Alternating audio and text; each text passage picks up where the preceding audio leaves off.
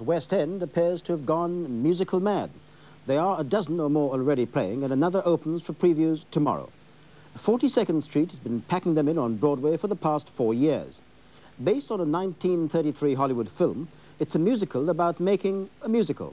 The leading lady in a Broadway show is injured, a girl from the chorus line takes over, and wait for it, becomes an overnight star. Our arts correspondent Stephen Phillips watched the British version of 42nd Street in rehearsal today.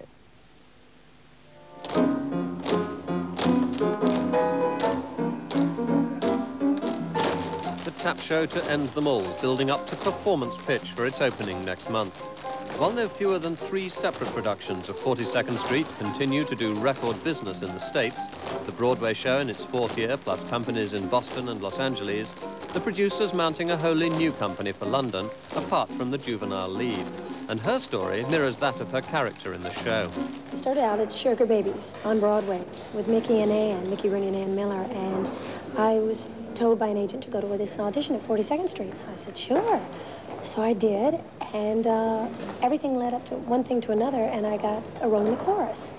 And I was in the chorus for 4 months, and they gave me the part of Anytime Annie, which was the second lead in the show.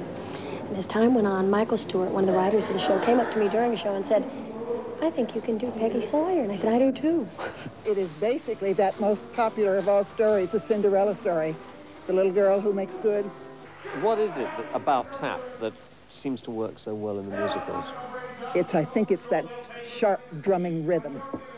Any good strong rhythm like that's carrying out the heartbeat and all the basic rhythms of the body and doing it with a lift.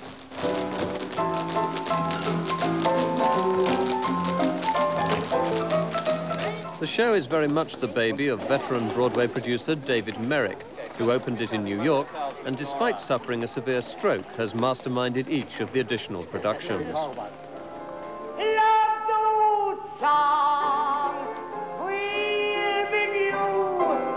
Georgia Brown came over to Britain to appear in another musical, which was cancelled before rehearsals started last month. In the shadows, in the shadows, in the shadows. It was like God had said, you're not going to do that. Well, what am I going to do, God? And Mr. Merrick called that day that it was all cancelled. It was extraordinary. What sort of company is it? How are they coping with the very heavy tap routine? The kids are fantastic. It's the best-looking, youngest chorus line I've ever seen in my life. I think they start at 16 and stay at 17, you know. One feels like the old woman from the hills with all those kids.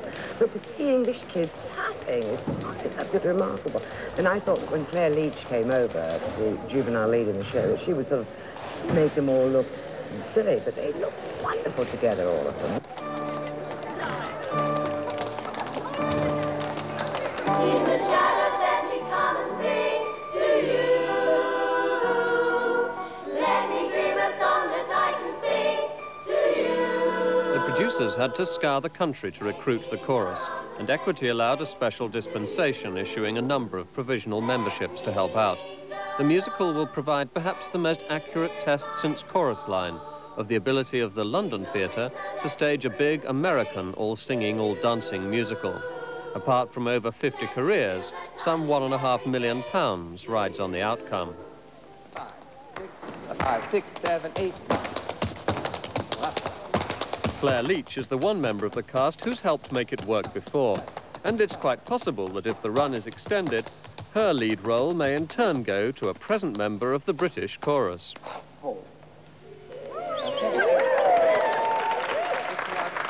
I've made up my mind we're going to make it the best. In the States, we have a rivalry between the Los Angeles, the New York company, and the national company. Well, all of a sudden, we've got London now.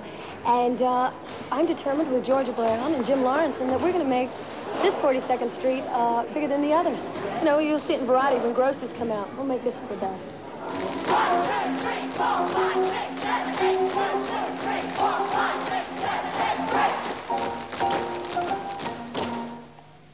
8. Just before